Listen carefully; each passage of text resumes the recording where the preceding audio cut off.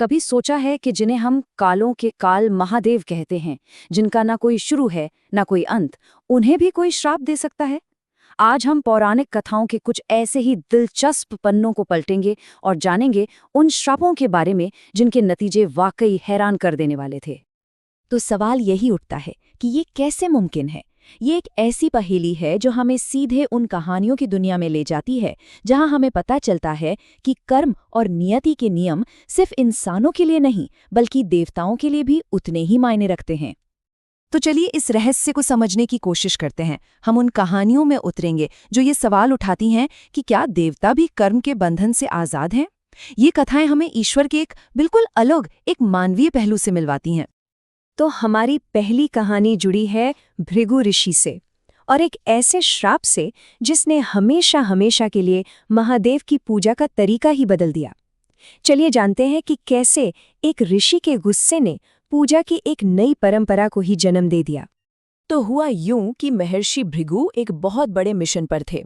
उन्हें यह पता लगाना था कि त्रिदेवों यानी ब्रह्मा, विष्णु और महेश में सबसे श्रेष्ठ और सहनशील कौन है। और इसी परीक्षा के सिलसिले में जब वो कैलाश पहुंचे तो वहां कुछ ऐसा हुआ जिसकी उन्होंने कभी उम्मीद नहीं की थी। जैसे ही भृगु ऋषि कैलाश पहुंचे, दरवाजे पर ही नंदी ने उन्हें रोक दिया। वजह ये थी कि उस समय महादेव और माता पार्वती अपने निजी समय में थे। लेकिन ऋषि को ये बात समझ नहीं आई। उन्होंने इसे अपना बहुत बड़ा अपमान समझा और बस उनका सब्र का बांध टूट गया। और उसी अपमान की आग में, उसी गुस्से में उन्होंने महादेव को ये श्राप दे डाला। ऋषि के मुंह से निकले ये शब्द आगे चलकर शिव पूजा का आधार बन गए। सोचिए, एक ऋषि का क्रोध और एक नई पूजा पद्धति की शुरुआत। लेकिन कहानी में एक बहुत ही दिलचस्प मोड़ है। ये श्राप असल में एक वरदान साबित हुआ। जहां एक तरफ शिव की मूर्ति पूजा पर रोक लग गई, वहीं दूसरी तरफ लिंग रूप में उनकी पूजा हर भक्त के लिए इतनी ज्यादा आसान हो गई कि इसने शिव को हर घर, हर इंसान का देवता बना दिया। चलिए अब एक और कहानी की तरफ चलते हैं। ये कहानी थोड़ी इमोशनल है।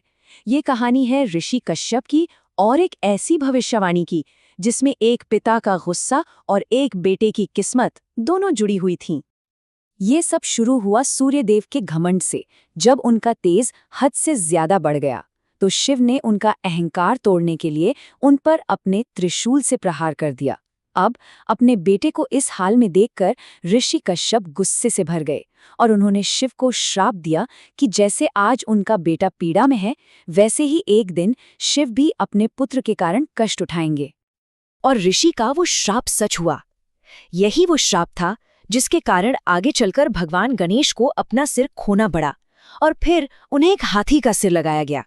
मतलब एक श्राप एक बहुत बड़ी पौराणिक कथा की वजह बन गया।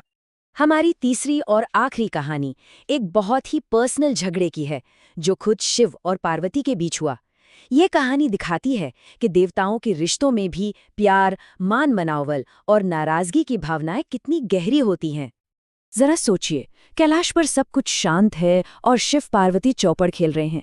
खेल खेल में मजाक होता है, थोड़ी नोकझोंक होती है और देखते ही देखते वो मजाक एक बड़े झगड़े में बदल जाता है और माता पार्वती का मन दुखी हो जाता है। और बस उसी गुस्से के एक पल में माता पार्वती ने महादेव को श्राप दे दिया कि उन्हें हमेशा एक और स्त्री यानी गंगा को अपने सिर पर धारण करना होगा। और बस यहीं से शुरुआत हुई शिव की जटाओं में गंगा के वास की कहानी की, जो आज उनकी सबसे बड़ी पहचानों में से एक है। तो इन तीन कहानियों को जानने के बाद हम वापस उसी सवाल पर आते हैं, क्या ये सिर्फ श्राप थे या फिर इनके पीछे कोई बहुत बड़ा मकसद छिपा था, कोई ऐसी ब्रह्मांडीय योजना जिसे हम पहली नजर में देख नहीं पाते। देखिए, ये कहानियां हमें एक बहुत बड़ी बात सिखाती हैं कि कर्म का नियम सबसे ऊपर है और उससे देवता भी नहीं बच सकते। हर श्राप, भले ही वो गुस्से या दुख में दिया गया हो, आखिर में दुनिया की भलाई के लिए ही साबित हुआ। चाहे वो पूजा को आसान बनाना हो, भगवान गणेश की कथा की शुरुआत हो या फिर धरती पर गंगा का आना हो। और ये हमें इस गहरे सवाल पर लाके छोड़ देता है, क्या ये सिर्फ सुनने सुनाने की कहानियां हैं या फिर ये कर्म के उस अटल नियम को दिखाती हैं कि हर एक्शन का एक रिएक्शन होता है और उसके नतीजे से कोई नहीं बच सकता, चाहे वो देवता हो या इंसान। आखिर में हर कहानी एक ही शब्द पर आके रुकती है, तथास्तु, यानी ऐसा ही हो। ये शब्द दिखाता है कि हर चीज स्वीकार है, चाहे वो श्राप के रूप में आए या वरदान के। ये हमें याद दिलाता है कि इस बड़ी सी कॉस्मिक प्लान में हर घटना के होने का एक गहरा कारण होता है। हर हर महादेव।